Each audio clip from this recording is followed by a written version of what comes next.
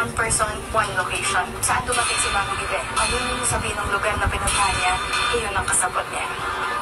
Agad pinuntahan ni Snoop sila Bingo sa tinutuluyan nila kung saan sinaad ng binata na nagawa na niya lahat yung bili ni Bingo na secured na sila Lola Nene at Munching sa bahay nila at ayon kay Sherwin ay wala naman silang nakitang kahina-hinala na agad namang nagpasalamat si Bingo sa kaibigan niya pero sinaad niyang mas mabuting maihiwalay muna ang pamilya niya sa kanila para mas magiging ligtas sila Lola Nene. Sinaad ni Snoop na kakaiba din si Mang Ibe dahil kung kani-kanino siya nakasagap ng chismis na nasa Batanes sila na agad namang sinabi ni Bingo na hindi din nila alam lalo't si Wilson lang ang nakakaalam kung nasaan sila kaya naalala ni Snoop na nasabi niya kay Irene na kinagkulat nila Bingo at Caroline. Agad namang pinaliwanag ni Snoop na full support si Irene sa kanila at nangako siyang wala siyang pagsasabihan na iba. Tinanong ni Caroline kung asaan ang ate niya noong sinabi ni Snoop na agad namang sinaad ng binata na nasa mansyon nila at andoon pa silang lahat maliban kay Wilson na nasabi din na Irene na nabanggit ni Gina na gusto silang hanapin dalawa. Napagtanto ni Caroline na may nakarinig sa usapan nila Snoop at Irene sa bahay nila at isa sa pamilya nila. Agad namang sinabi ni Bingo sa dalaga na paano kung tama sila noon na nasa bahay ng dalaga ang kasabwat ni Mang Ibe na mas kinabahan naman si Caroline dahil totoo ang hinala ni Bingo noon kaya agad siyang niyakap ng binata. Nang tumawag naman si Wilson ay pinaalam niyang hindi na naabutan ng mga pulis si Mang Ibe dahil nakalipad na siya pabalik ng Manila na nalaman nilang may nag-grant ng private plane para sa kanya na hindi nila matukoy kung kanino na kinadismaya ni Wilson ang sinabi ni Bingo na maaaring sa loob ng pamilya nila ang kasabwat ni Mang Ibe. Habang pinagmamasdan ni Wilson ang larawan nila Caroline at Divine na nasa kwarto niya ay nag-iisip ito.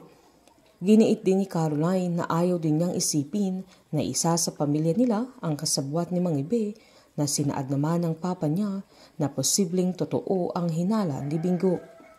Sinaad ni Caroline na si Cindy, Gina, Charleston at Carlo ang pwedeng maging kasabwat ni Mang Ibe dahil sila ang may tinatago tungkol sa pagkamatay ng mama niya. Pinaliwanag ni Wilson na kailangang matapos na ang bagay na yun na kung maliman sila at may ibang kasabwat si Mang Ibe ay kailangan nilang malaman ang buong katotohanan.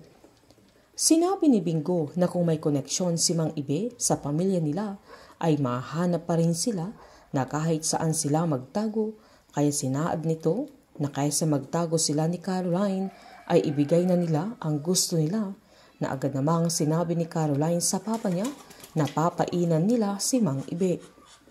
Unang kinausap ni Wilson si Cindy kung saan pinalabas niyang aalis ng bansa sila Caroline at Bingo na bago sila umalis ay gusto niyang makita si Caroline na agad namang sinabi ni Cindy na sasama siya sa kanya pero tumanggi si Wilson dahil ayaw niyang isipin ng anak niya na kahit sa huling sandali ay ayaw niyang isipin ni Caroline na pinipilit pa din nila kung anong gusto nila at baka pati sa kanya ay didistansya ang anak niya na ayaw niyang mangyari na malayo ang anak niya sa kanya, sabay sinaad niyang magkikita muna sila sa rest house nila sa Antipolo kaya tinignan siya ni Cindy na agad namang sinabi ni Wilson na silang dalawa lang ang nakakaalam at giniit pa nitong huwag niyang sasabihin sa kahit kanino para sa kaligtasan ni Caroline. Sunod niyang kinausap sila Gina, Charleston at Carlo pero magkakaibang lugar ang mga sinabi niya sa kanila. Nagpalagay sila ng CCTV sa lahat ng lugar at kung saang lugar pupunta si Mang Ibe ay malalaman nila kung sinong kasabwat niya sa pamilya nila. Mahuhulog si Mang Ibe sa patibong nila Wilson, Caroline at Bingo at panahon na para pagbayaran nila ang mga kasalanan nila.